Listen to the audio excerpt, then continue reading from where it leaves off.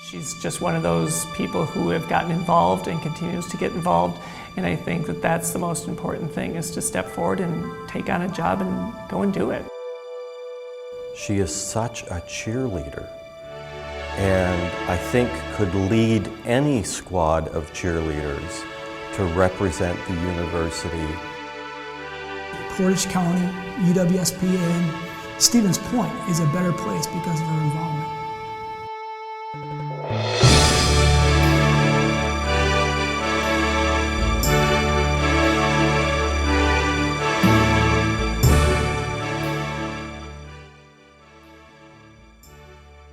My mother, Ruth Gilfrey, was the first public health nurse in Portage County, and when she died, I got a phone call that Portage County had lost a true Samaritan. I can never fill her shoes, but she gave so much of herself that I guess I've always wanted to give back, because I'm a product of this community, and it's so much of who I am and what I am. My memory of her first substantial involvement was the Home Free program. And I was about in high school. She had just turned over her medical practice to another anesthesiologist, and that she started to get connected, and that was her first project of just developing and working with the Tavern League. And then I kind of went off to college, and then you sort of came back. My memory's a little earlier than that, actually. Okay. I remember her coming to our 5th grade class to teach sex education. Oh, that's a good one. And at that time I was like, Mom, why are you doing this? It's so embarrassing, you know? Not even really understanding at that time the level of commitment and involvement that she was taking upon herself. But I think that was really my first exposure to volunteering and trying to give back to community on something you've got some expertise. Anyone who's involved in the arts in the community meets Anne immediately. She's engaged in the arts across the board, but her dedication to the arts on the UWSP campus are truly heroic.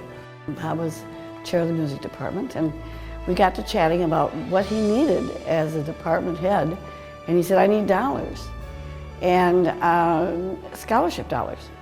So what transpired after that was, a few years later, was what we now call Soirée Musicale, and this will be our 12th year.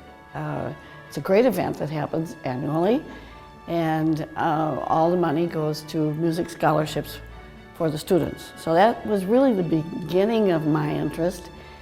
Time marched on, and my passion has always been theater and dance, and 5 years ago, my youngest son Bill and I created what's called Arts Bash, and that's another fundraiser for students at the university. However, these are theater and dance and art and design students. And all the money goes to scholarships. So and I'm very proud to say that between these two functions, we raised over $300,000, every dollar going to scholarships.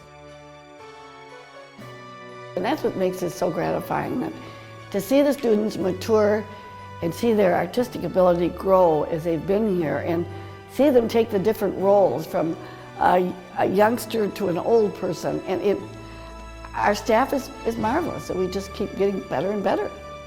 Many of us find ourselves on committees and try to do what we can.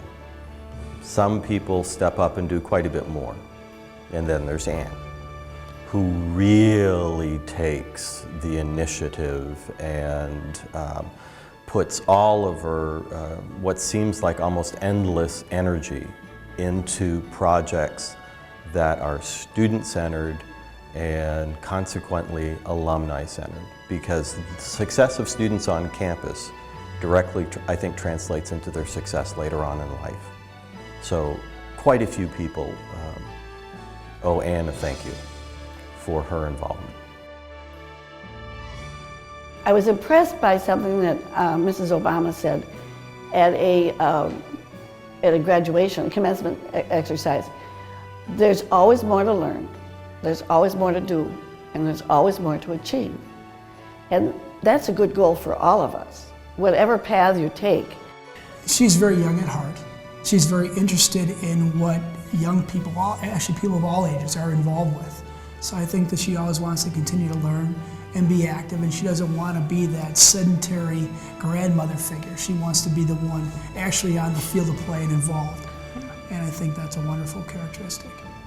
To have the opportunity to be accepted for this award, it's really not only humbling, but kind of overwhelming. And it makes me very proud, and it also gives me the energy to continue doing what I'm doing.